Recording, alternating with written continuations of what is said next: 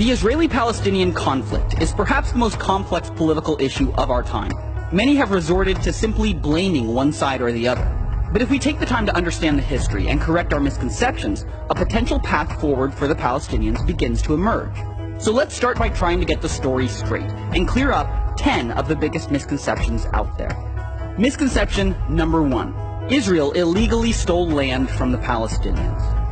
In 1947, the UN voted to give land to both the Jews and the Palestinians. The Jews accepted their partition and legally formed the State of Israel. The Palestinians rejected their partition and attacked. Even after losing the war, the Arabs still had most of the land from the UN ruling.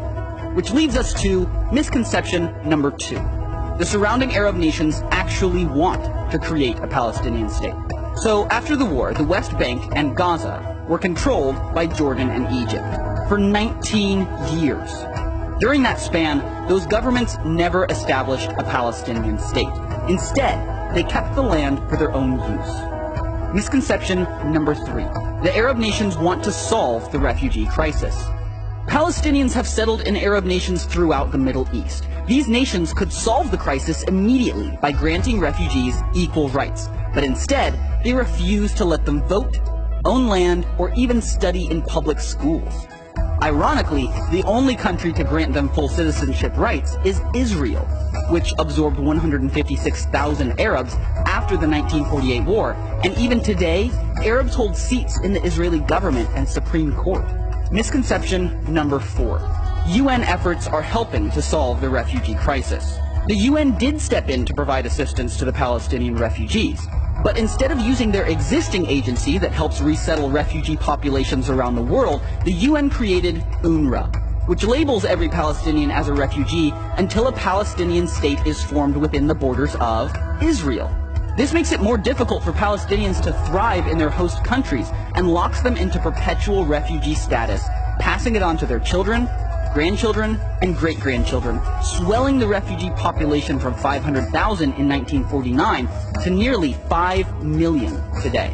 As conditions worsened, the international aid started to pour in, which, incidentally, is misconception number 5. The solution is more money. Really? Western nations have given the Palestinians a ton of aid. Even taking inflation into account, they've been given 25 times more money per person than Europe was given to rebuild after World War II.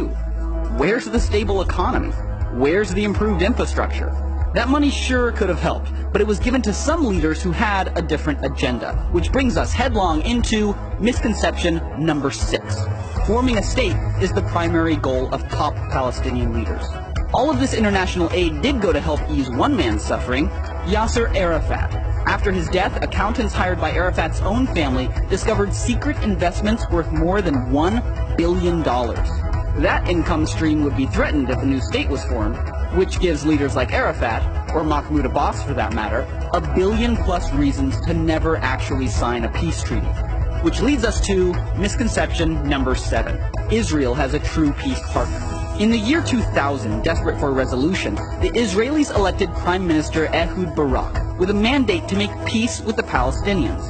Barak offered Yasser Arafat 94% of the land he demanded, except Jerusalem. Arafat flatly refused. President Clinton blamed the failure of the best chance at peace in 60 years squarely on Yasser Arafat. Which brings up perhaps the most common misconception of all. Number 8. Israel just needs to give up land for peace.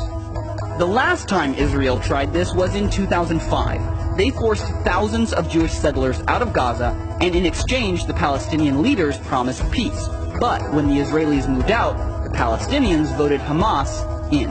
Yep, they elected a terrorist organization who, since taking power, has fired more than 10,000 rockets into Israel. Surprised? Then you've probably bought into misconception number 9. Most Palestinians want a lasting peace with Israel. Some Palestinians do, but they are a minority. For 60 years, Palestinian educational leaders have fed their children a steady diet of hate, idolizing suicide bombers and celebrating death right in the classroom. And finally, misconception number 10. Giving the Palestinians a state now is the only solution to their suffering.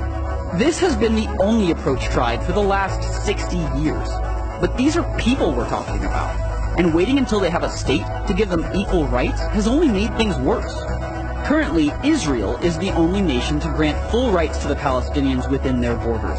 But by granting them equal rights in every nation where they live, we could immediately increase the quality of life for every Palestinian. Let's be honest, these misconceptions have concealed potential solutions. When we take time to clear up confusion and face reality, we begin to uncover the truth. And that's when real progress towards justice can begin.